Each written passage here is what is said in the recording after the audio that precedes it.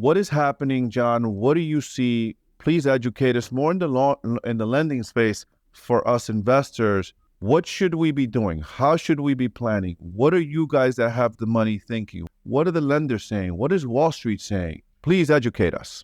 There's a lot going on. I mean, let's talk about the obvious stuff first, which is interest rates. Okay. And, what's happening with the federal government and what are we seeing with these interest rates increase? Why is it so aggressive? Why is lending getting a little bit difficult right now?